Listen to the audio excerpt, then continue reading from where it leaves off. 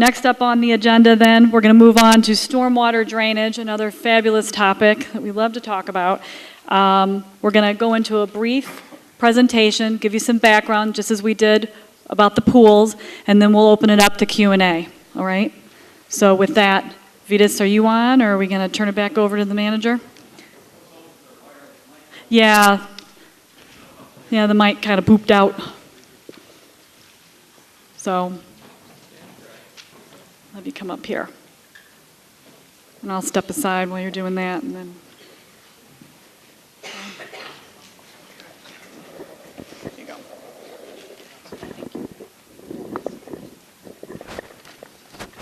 Well, it's certainly kind of dark back in this section, so... the next topic is stormwater. And, I'd just like to say one other comment that Mr. Wiffa mentioned that, folks will move into a community without amenities such as pools, etc., but they may not move into your community, too, if you have flooding. And that's what we're talking about now. And then they may not move into your community if you have crumbling roads. So they are three different topics, three difficult topics. April 13th, 2013 was a day I think most of us remember. We had 9 inches of rain in 30 hours.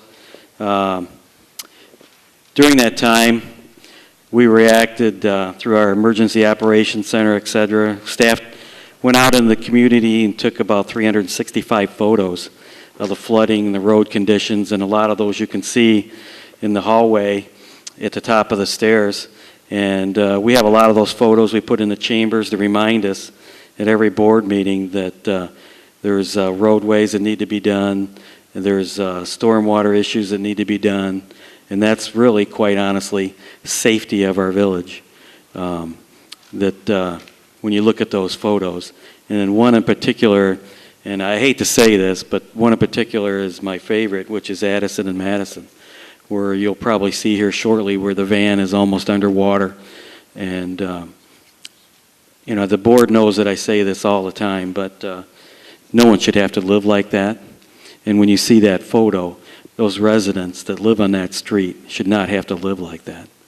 And there's many other streets that were flooded at that time and flood, especially in Monterey. Near Ovaltine is the lowest point in the entire village. And that had standing water for days and days. If you remember that, next to Jackson School, the detention pond to the west overflowed. I walked in that myself. I actually walked in Addison and Madison trying to clear the inlet, and actually kept bumping into something that was large. And then a few hours later, when the water receded, I noticed it was a fire hydrant that I was bumping into, and I couldn't get to the inlet. So that's how deep it was. Wait to see the photo for those of you who haven't seen it. There is no dedicated source. I think Mr. Wolf mentioned there is no dedicated source of funding for stormwater. And we have user fees for water. We have user fees for wastewater. We have MFT and non-home rule sales tax for roads. We do not have a funding source for stormwater improvements, other than the developer buyout. So if a developer wants to build, does not want to meet certain thresholds of detention, that they can provide us with funding and basically buy out, and then we use that funding to do certain things. And that's the funding stream for stormwater improvements, and it's trust me, it's not enough. What we've done to correct all the issues and to give us a roadmap from point A to point B is we actually hired Stanley Consultants to analyze what's happening within our village and give us a roadmap to go from point A to point B to make these improvements. And that roadmap, the stormwater management program, is on our website, again, under transparency, go all the way to the bottom. And what we've done from that management program analysis is we've developed a stormwater management program. It's proposed, and if you don't have one of these brochures, please get one on your way out and take a look at it. And there's some photos in here. And this is a program that is being proposed, and we're constantly changing it, modifying it. And Director Jaskelis will go through this in a moment. But through the study, the evaluation, if you will, by Stanley Consultants, it's clearly identified $8 million worth of improvements, and that's easily identified when you drive through the village and take a look at some of the issues that we have. But in the study, it identifies $8 million worth of improvements that are needed within the village. So Stanley laid the groundwork for us to get from point A to point B, and this stormwater management program is a way to do that. You know, it's a funding source, as Mr. Wolf mentioned. Find us the funding source. Well, here's a funding source that's being proposed to make improvements in our community so residents don't have to be flooded, so they don't have to live like the folks do in Addison and Madison when it rains. So at this time, I want to have Director Vitas Jaskelis come up and kind of go through some of the slides. And today is Vitas' birthday. So how about if we wish him a happy birthday? Happy birthday, Vitas. Thank you.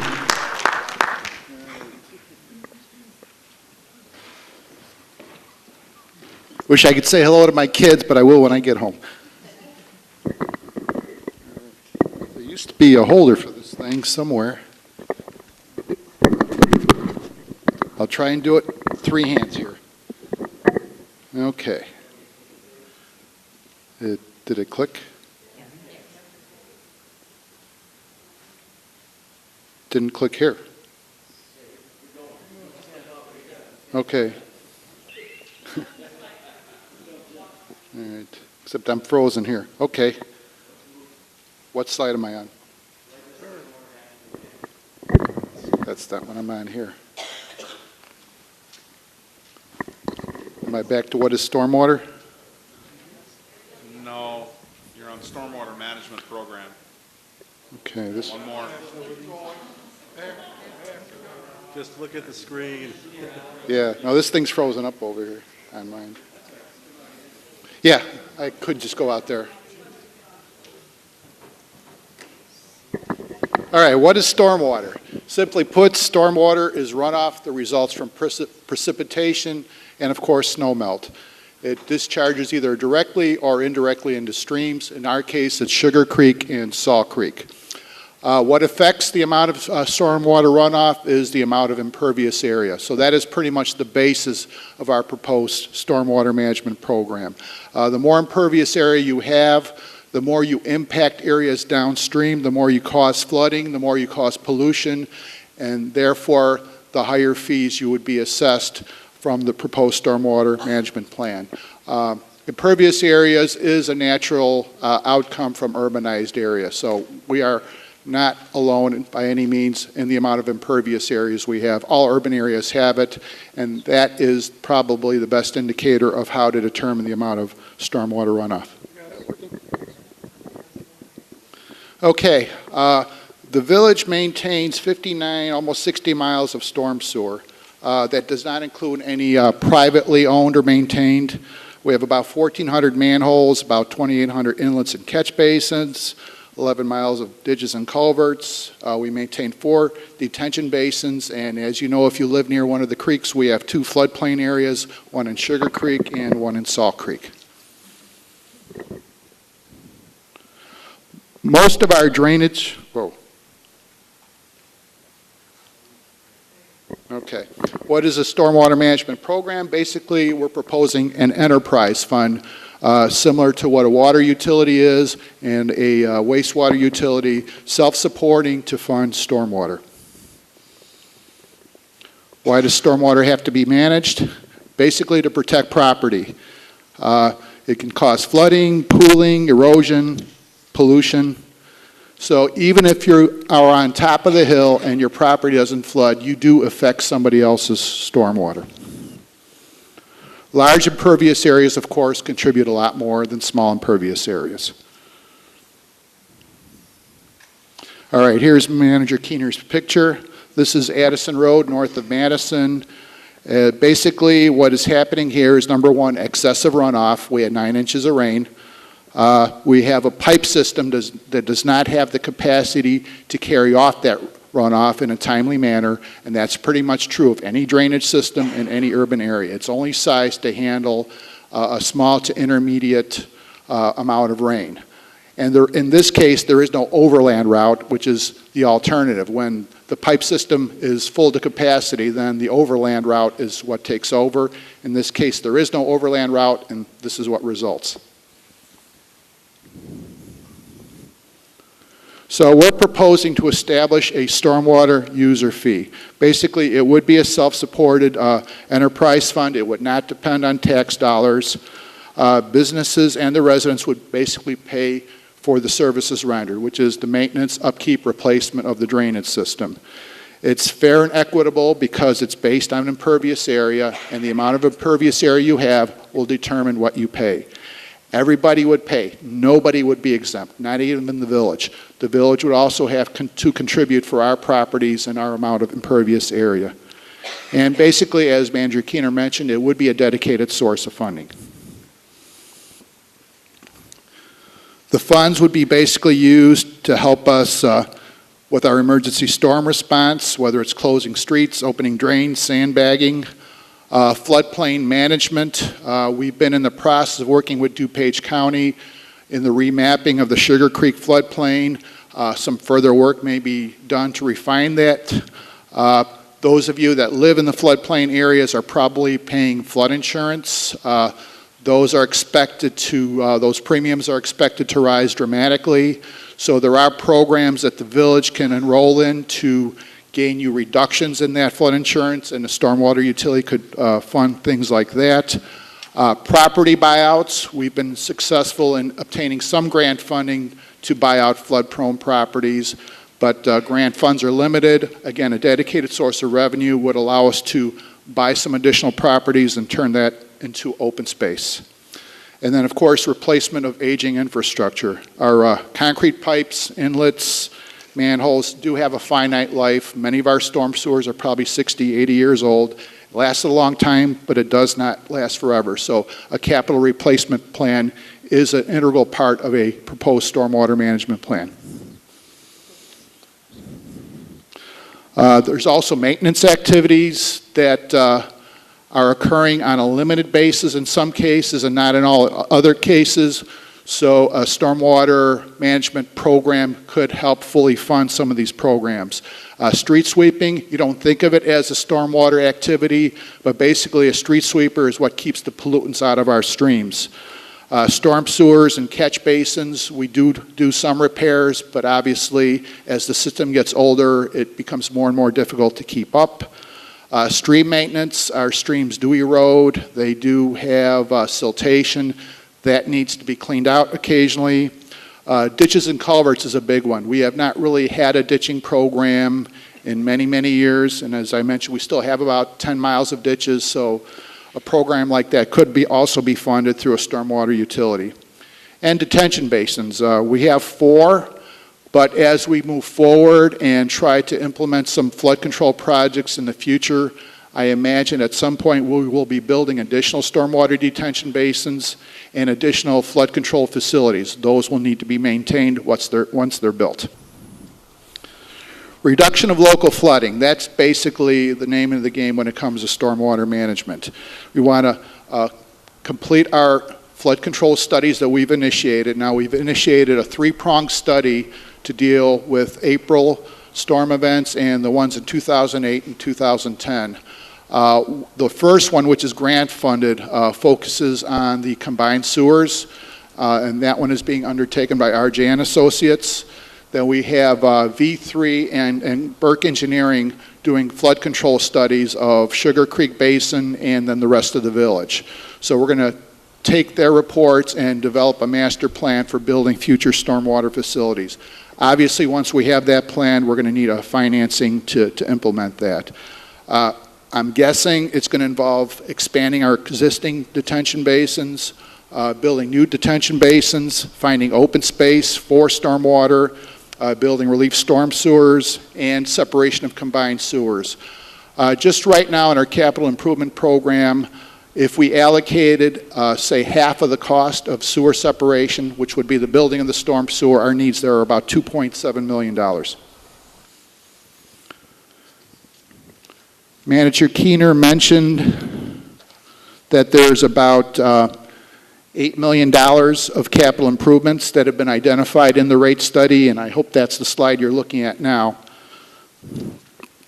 About $2.2 million of it is related to road projects, and the rest of it is related to future flood mitigation, and that number is subject to change. Right now, that's just really a placeholder amount until we actually have the flood control studies, but it'll probably easily exceed the $8 million once it's completed. The basis of the proposed stormwater charge is the ERU, which is basically an equivalent residential unit. We averaged the amount of impervious area on a typical residential lot, and that becomes the baseline for the proposed rates. 3,000 square feet of impervious area has been determined to be the base unit. So a resident would pay $5.45 or $65.40 per year for the proposed stormwater management plan program. We would use, for the commercial properties, it would be based on calculated impervious area, and we would use aerial mapping to determine the actual amount of impervious area for all the non-residential properties. And we already have preliminary numbers for that. We actually did produce exhibits of the proposed charges, and we did mail them out to most of the businesses, churches, and schools, so they already should have that information. And this is just an example of an aerial map that would be used in determining the stormwater calculation. Did it go forward?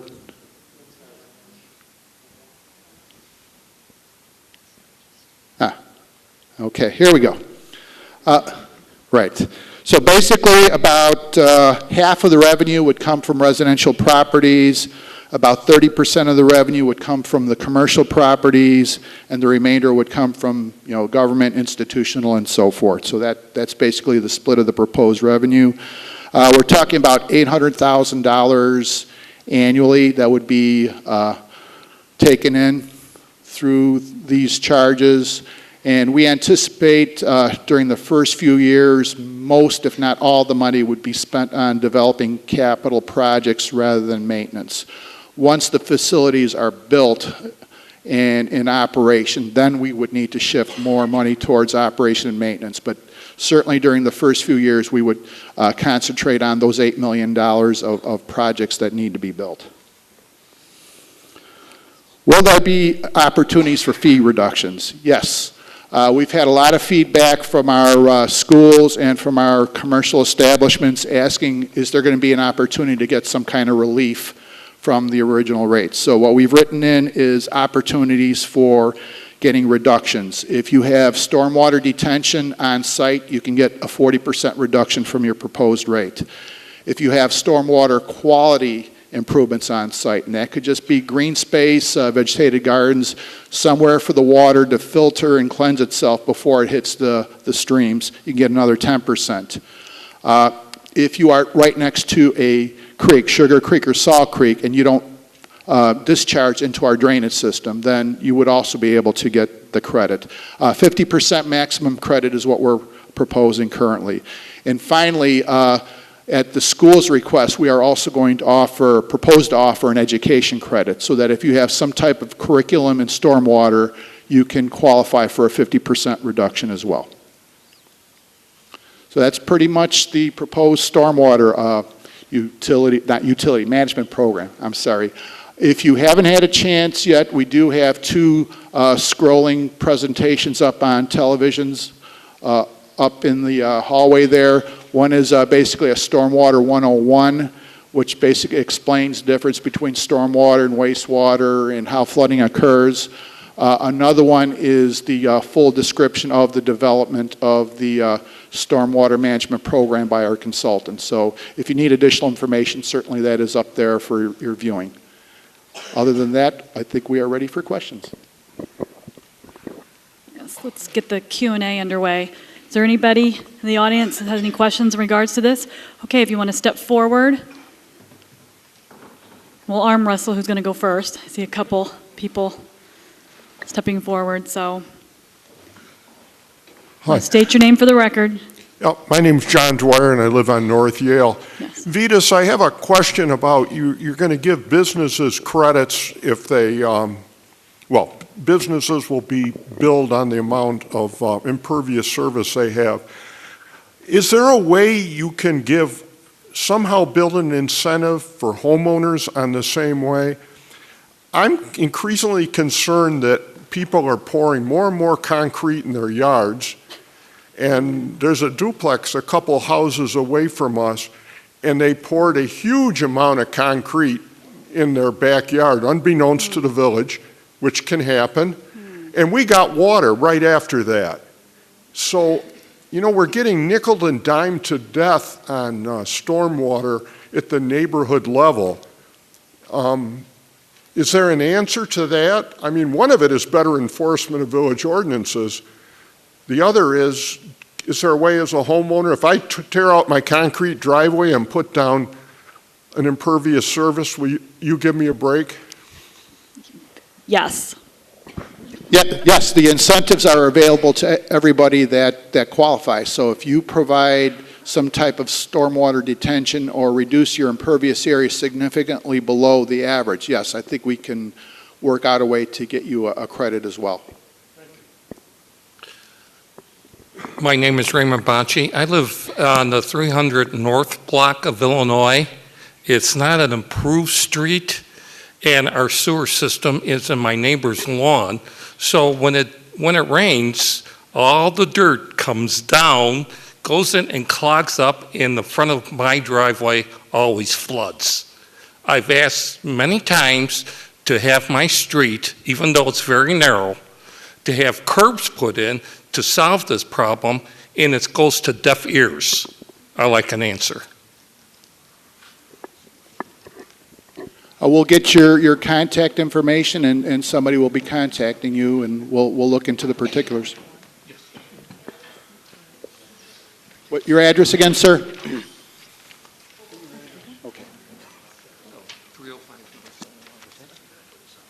I have to fill this up to ask a question? Hi, I'm Mary How did I Brunner know Heinz. I I was live in Wildwood, so obviously I know the flooding.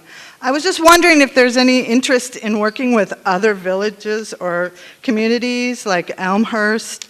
Last time the big flood came, Elmhurst had set up three or four pumps right out onto the creek at that place where the trucks get weighed, and they were pumping water into the creek. At that point, it made no difference, but I asked the guy, I said, do you know you're affecting Villa Park down the way? You're just pumping water into the creek. You don't care. He said, well, they told me to do it. So is there any working with other communities to make sure they don't sabotage anything we're trying to do? Well, what I can tell you is that stormwater is a regional issue, and there is actually a group of municipal stormwater engineers that meet on a monthly basis with DuPage County staff, and they discuss stormwater issues such as that. So there is a group that meets regularly to discuss stormwater and what projects are going on, what the best practices are, how to enforce our stormwater ordinances, which were all under a single countywide stormwater ordinance. So everybody should be enforcing the same rules when it comes to stormwater.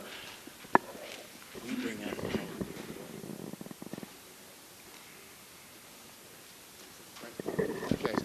And as the manager reminded me, one of the reasons why we hired Chris Burke and RJN and V3 is because they perform similar flood control and sanitary combined sewer studies in our adjacent towns of Elmhurst and Lombard. So they already know what's going on in there, and they're bringing their expertise from those municipalities in the Villa Park to come up hopefully with some similar solutions. Or? Jeff Winter in West Yale, or I'm sorry, West Adams. How do you plan to collect the $5.45 a month, and how long will that $5.45 be collected from us? Well, it would be collected as long as the stormwater management program is in place. It would be a monthly fee, and we're proposing to put it probably on the water bill if possible. Like the tri-state tollways.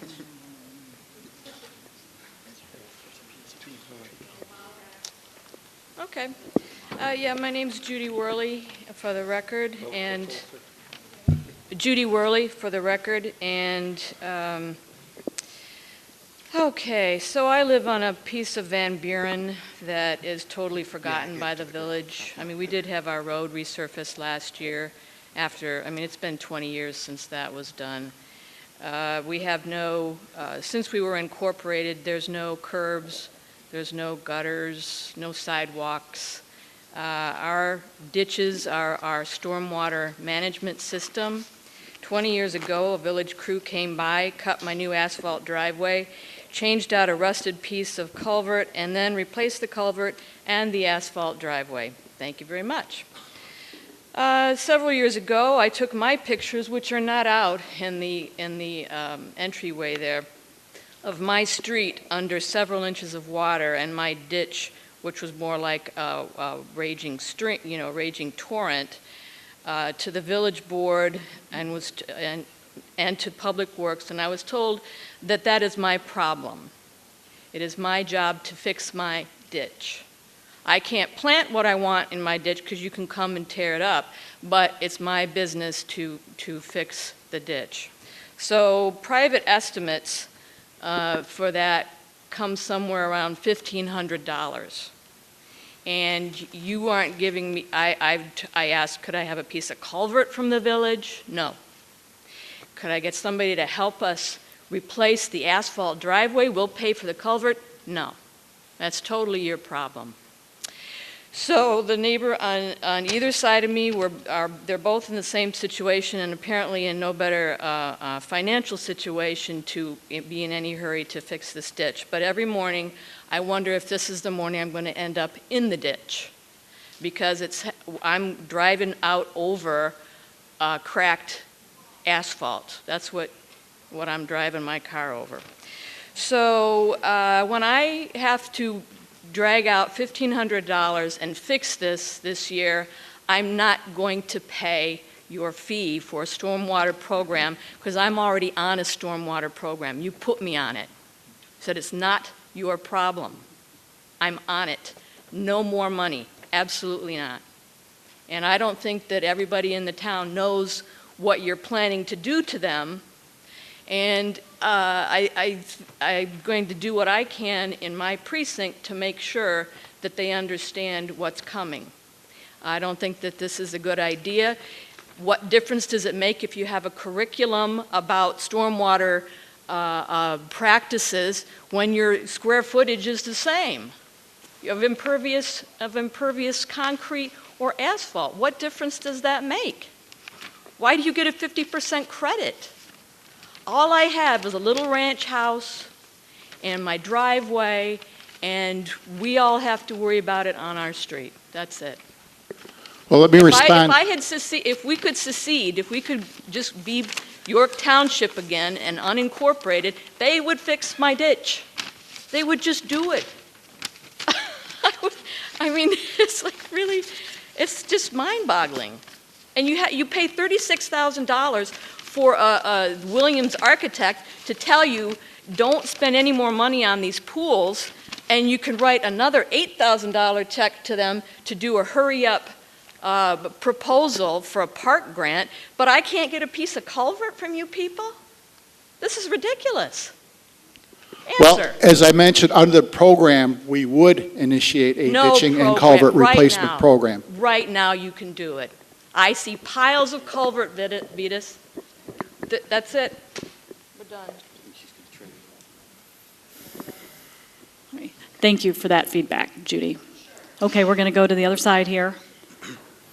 Hi, yes, my name's Dave Stewart. I live on the 300 block of Washington East. And I've lived here about 3 years, and my neighbors lived here about 30 years, and every single time it rains, we hook up thousands of dollars worth of pumps to pump out a yard behind us. Actually, 2 lots behind us because the entire block runs to the yard behind our house. So we're spending money on gasoline and electricity 24 hours a day to keep some pumps in that yard. And he's been asking for years to put a basin back there and run it out to the street. Now, we can't go on vacation because if we don't do that, our house will flood every single time it rains. I have photographs right now. There's about 14 inches of water on the entire lot. That's just from the little drizzle this morning. So last year in March, they spoke with Vaselli, an engineer, I believe, Yes. your drainage engineer. Yes. And a resident on our block agreed to let his construction company cover all costs to install the basin. They would do it voluntarily for free if Villa Park would just pay for the supplies. And we were told, okay. And we were told to mark off where our sprinklers are and whatnot. You guys were going to put it in. This is last March, right before the big flood. You said you'd be there sometime during that week. Nobody ever showed up. We called back the following week. We were told, well, we didn't have your approval, so it's not happening. So I've been calling the engineer since last March, and he hasn't returned one call. Why? Well, And you only have one engineer. I definitely want you to stick around after this if you have time to make sure we absolutely get all of your contact information so we can follow up with you. But I want to give the staff an opportunity to respond to that. All I can say is give us your contact information. I will make sure somebody calls you tomorrow. Okay, because I have a 1 and a 3-year-old girl, and 16 inches of water, 2 lots deep, is not safe with no fences. Sir, could you It give us needs your to be address taken for the care of. record one more time? 322 East Washington. Thank you. Used to be a river in the 50s before they built the house. I found that out after I moved. Yeah. Thank you. And yes, exactly. Villa Park was built on a swamp. That certainly doesn't help our cause either. Okay, we're going to switch over to the other side. Jess? I'm a science teacher, so this was very interesting to me. I actually just went on a behind-the-scenes tour of the Elmhurst Quarry. And this is Jess Walker, by the way, Yeah, for the record. Jessica Walker, sorry. Anyway, how is this like going to be voted on, or is this something that it's just going to happen on our water bill, or however it, like This is just strictly proposed right now. You know, we're still looking into how it's going to work. We're doing things like this to get the word out. The village has been doing a number of meetings with the business owners in town, the churches, other organizations, the schools, to really get their feedback and to really, this is a new process for us. So we're kind of still on the ground level investigating what all of our options are. So right now it's proposed. And then and there's a brochure in the back. I don't know if you, yeah. but make sure And then you didn't get one, please. Is this kind of like a guarantee that a lot of places will not flood? I mean, and then another. I know you can't Really guarantee, but yeah, like, I can't what's the, stand up what here are the and look you in the chances? eyes and tell you that there's a guarantee for anything in life. I just can't do that to you. But in terms of exploring solutions, unfortunately, these solutions cost money, a lot of money, and we realize we're asking the residents for a lot of help, and a lot of the help is coming from your pocketbooks, and we realize that. And It's so, not like, easy. if they've done something like this in another community, like I'm just looking at how much has it helped those communities? Like, is it, that their flooding has improved by 75%, or? Right. Well, what's interesting is Downers Grove just in 2012 just put this on their books, and it's still pretty new for them, but I've actually reached out to the mayor, Mayor Martin Tully in Downers Grove, to find out more about how it's working for them, what's going on with that particular system. So, trying to do some research, and the staff might have some other details too, because I know they've been reaching out to other communities, but I can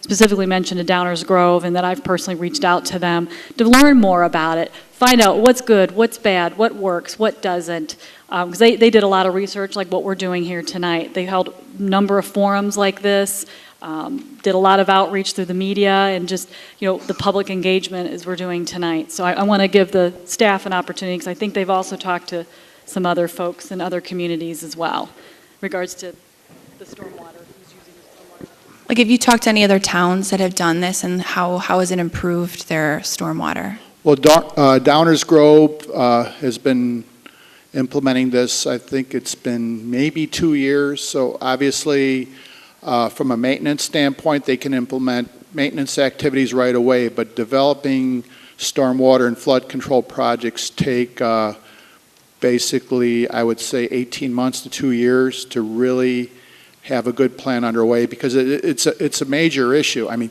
you can't just put pipes in the ground, because if you're sending the water somewhere else, somebody else is going to flood. So you have to identify how to move the water away from the areas that flood to areas where it can be stored safely without causing damage, and that's a balancing act. That's why we have engineers who are experts in the field to come up with a plan using whatever available open space you have that is suitable for storing the stormwater. Right, but besides Downers Grove, is there any other towns in this area that have done this? I mean, because they've just started it, so they're not done with it yet? There's multiple towns that have contacted me that are basically either where we're at or maybe waiting to see what happens here, but there are multiple towns looking at this issue right now. Okay, so we can't say that there's a town that did this 5 years ago, and then they can show us that this percentage of stormwater has decreased or anything like that? Nobody in DuPage County. I think the manager mentioned Rock Island did it some years ago, at least 10 years ago. Okay.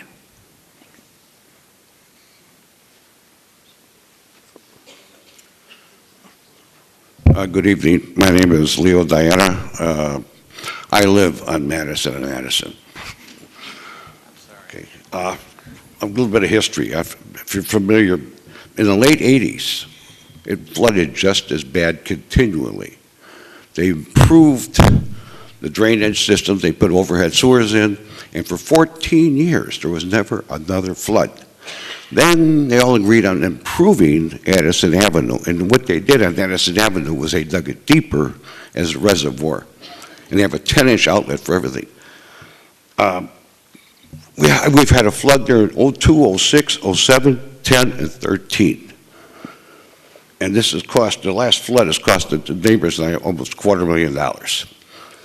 And what's happening here is the engineering is not paying attention because they got so many people that are paying, I'm going to make up an example. This really ticks me off. Lombard has Kelly Court. You're familiar with that, I'm sure. It flooded. Villa Park gave permission to Lombard to drain that water on Addison Avenue after the flooding. Now, who was doing this? Who's the brains behind this whole operation? And also on your impervious ratios, that's ridiculous. That means Marcia Dimes pays $5.40 more in the water bill, but a little old lady in a $50,000 home pays the same. And this would be on a percentage of appraised value for the impervious rates. It's ridiculous for $1 million home and a $50,000 home to pay the same when a $1 million home is much more impervious area. Do you agree or not? Well, I think we followed the Downers Grove model in that residential lot sizes really do not vary that much, especially in Villa Park. We have a fairly homogeneous housing areas, so it really would probably cost more to administer the differences in the impervious area rather than just assigning one to all residential properties. I mean, we're talking basically $65 a year, and if you're putting a lot of staff time into managing that, then it really becomes inefficient to manage the residential properties. If we were charging $650 a year, then yes, I could see it becoming important to differentiate. But for the amount of money we're talking about, I'm not sure we have anything to gain by differentiating the charges for residential properties. Well, the cause of the problem is basically your nonprofits, Marcia Dimes. You haven't got an inch of grass. You go into all these areas, and most of the impervious areas are the larger lots because they use more concrete. They completely get away with the 50% rules, no place close. Good ratio here. On your plan, what would a multiple housing unit, what would they pay for water? They would pay per unit. And getting back to your previous statement, the non-residentials, which is about 30% of the total impervious area in the village, they would pay based on the impervious area, not the flat fee. So they would pay basically more if they have more impervious area. It's only the residential properties that would pay the flat fee. And how would the commercial properties be,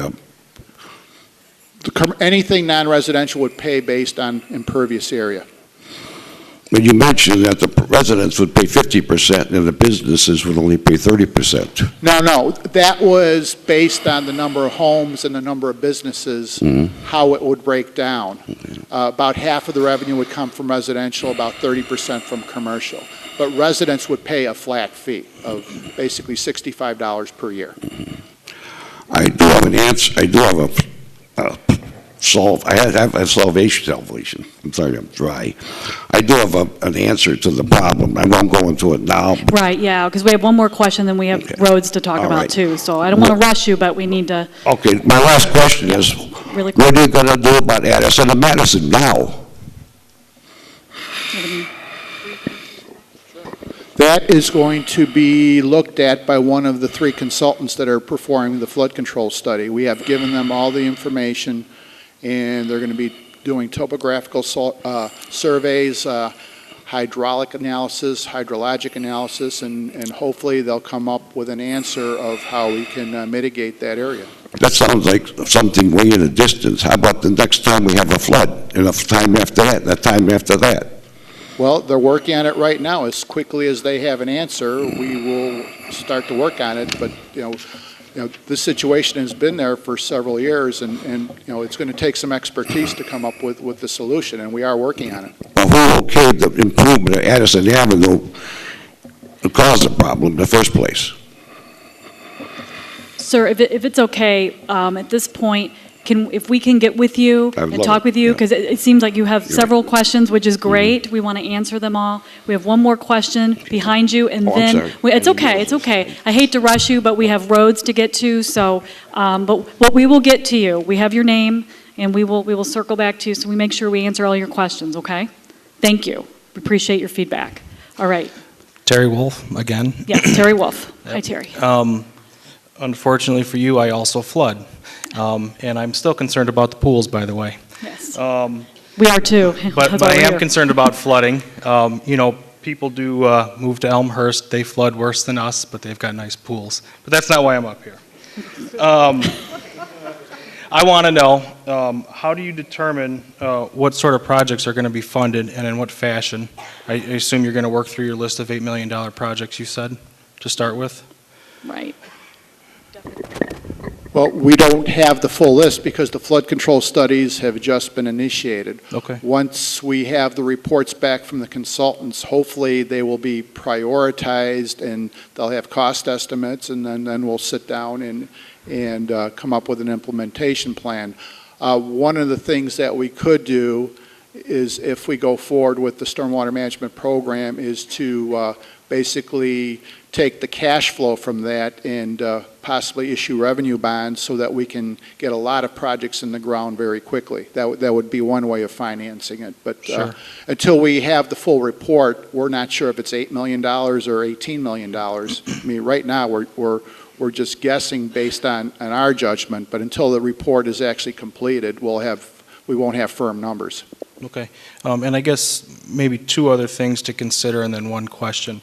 When you're talking about the residents having the option to have up to, I believe I saw 40% deferral in costs based on a deduction of runoff, deduction of impervious space, or a reduction in impervious space, does that consider or take into consideration any people with existing topographicals that already take on all the neighbors' waters and store it in their yard? Because I can tell you, my yard doesn't send any water anywhere. I'm taking water from 3 houses down in each direction and keep it in my yard. So it seems that I should have a little bit of a reduction in that. But be honest, I'm okay with paying for this. So the other question is, would you consider, or is there any consideration down the road of providing residents with a rebate for the amount in which their fees would be in this situation, if they could provide that they've put in some plants that are help with water infiltration, put in rain gardens, things like that? Would that be something that could be also considered for a reduction in this? It would Those are have just to be- considerations, so, I mean, It would have to be added to the proposed ordinance, but that there is such language out there that could be considered.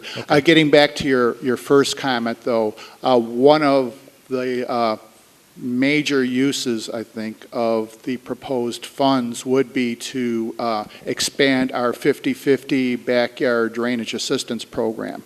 Right now, we build a limited number of projects each year to relieve flooding in rear yards, and we require the residents to come up with half the money. Okay. Well, with the stormwater management program, not only would we be able to fund many more of those projects, but I would even think we could probably reduce the residential match to something considerably less than 50%. Now, we have not discussed that, but I guess a good federal standard would be 80-20. When you get a federal grant, you pay 20%. So that's certainly something that we can consider going forward with the backyard drainage program. that's great. So this is in the form of an ordinance?